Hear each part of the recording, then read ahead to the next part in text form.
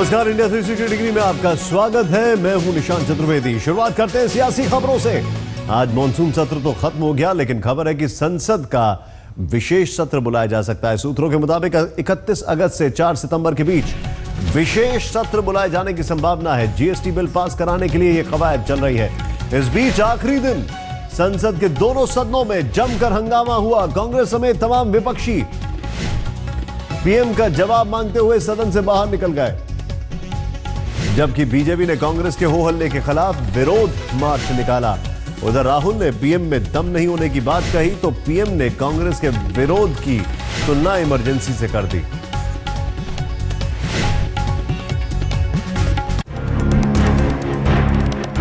वैसे तो शिकायतों की फहरिस्त के साथ विपक्षी दल राष्ट्रपति भवन तक मार्च किया करते हैं, लेकिन इस बार विरोध मार्च सत्ता पक्ष ने निकाला। एनडीए सरकार की सभी पार्टियों के 300 से ज्यादा सांसद लोकतंत्र बचाओ मार्च में मौजूद थे। मार्च का मकसद संसद में लगातार हंगामा कर रही कांग्रेस की नीयत को बेपर्दा करना था। ये प्रोटेस्ट कांग्रेस के डायनेस्टी के खिलाफ है। ये वो परिवार है जिसने 50 साल से ज्यादा इस देश पर राज किया, देश को गरीब रखा। जनता अच्छी तरह से जानती है कि इस परिवार के हाथों देश का उत्थान नहीं लिखा। पहले संसद में धरना और अब विरोध मार्च। बीजेपी के सीनियर लीडर लाल कृष्ण आडवाणी, सुषमा स्वराज, अरुण जेटली और मनोहर पर्रिकर इस मार्च में नजर आए। इससे पहले एनडीए के सांसदों को संबोधित करते हुए पीएम नरेंद्र मोदी ने कांग्रेस के व्यवहार की तुलना इमरजेंसी से की। पीएम मोदी ने कहा, कांग्रेस एक परिवार को, जबकि बीजेपी देश को बचाना चाहती है। और पिछले 10 वर्ष तो पद पे कौन बैठा है ये किसी को स्वीकार नहीं था। सत्ता परिवार के हाथ में रहे, और वो परिवार जो कांग्रेस पार्टी को कंट्रोल करता है, ये स्पष्ट है कि उसको अब स्वीकृति नहीं है कि इस देश में परिवार के बाहर वाला कोई व्यक्ति इस देश की हुकूमत कर सके। वहीं ललित मोदी प्रकरण व्यापम मामले में प्रधानमंत्री नरेंद्र मोदी से स्पष्टीकरण देने की मांग करते हुए Congress, left, Trinamool Congress, SP, RJD, JDU के सदस्यों ने लोकसभा से वॉकआउट किया।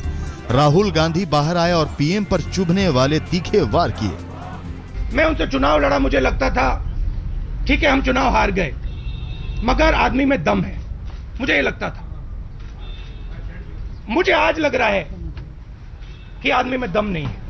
हमें समझ आ गई ये बात कि ये प्रधानमंत्री डरता है और हम अटैक करेंगे इस पे। मॉनसून सत्र के आखिरी दिन भी विपक्ष और सत्ता पक्ष एक दूसरे पर जमकर गरजे और जमकर बरसे। नारों के जवाब में नारे लगे और प्रदर्शन के जवाब में प्रदर्शन हुआ, और नतीजा ये हुआ कि इस सत्र में जीएसटी समेत तमाम बिल पास कराने की सरकार की उम्मीदें डूब गई। कम से कम जीएसटी को लेकर सरकार ने उम्मीदों की खिड़की अभी भी खोल रखी है, लेकिन आगे क्या होगा सब कुछ इस बात पर निर्भर करता है कि सियासी मौसम आगे कैसा रहता है। कैमरामैन पिनाकी सेन के साथ बालकृष्ण, दिल्ली आज तक। संसद का मॉनसून सत्र तो खत्म हो गया, लेकिन सियासी जंग अभी भी जारी है। आज का वार पलटवार जरा ध्यान दें। दुख की बात है कि वो यहां अंदर नहीं आ पाए।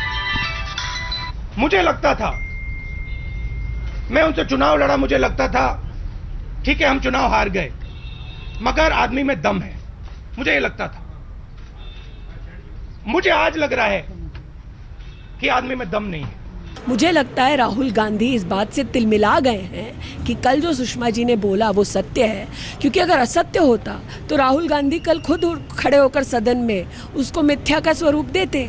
लेकिन कल रात को शायद कुछ पट्टी पढ़ी उन्होंने, और शायद कोई और आके बोला होगा कि बेटा सुबह क्या बोलना है। भैया मेरे हाथ पकड़ लिए थे, अंदर हाथ पकड़ लिए थे मेरे। कल बहुत बहुत जोरों से बोल रही थी, मैं हाथ पकड़ लिए थे। रियलिटी है, देखो जो हाउस के अंदर होता है, मैं क्या पॉलिटिक्स में करना चाहता हूं, जो हाउस के अंदर होता है वो लोगों को पता होना चाहिए। उन्होंने बोला कि 2 महीने गायब हो गए, तुम्हें क्या लगा? मुझे पता है क्या लगा।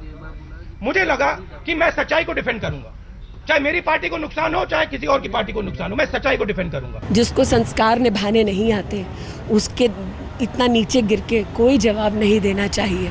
मैं चाहे वो मल्लिकार्जुन खड़गे हों, चाहे गुलाम नबी आज़ाद हो, चाहे वो मोतीलाल वोहरा हो या स्वयं राहुल जी की माता जी क्यों ना हो, मुझसे उम्र में बड़े हैं, मैं उनको नमस्कार ज़रूर करती हूँ, लेकिन भाषण में उल्लेख नहीं करती कि आपको मैंने नमस्कार किया।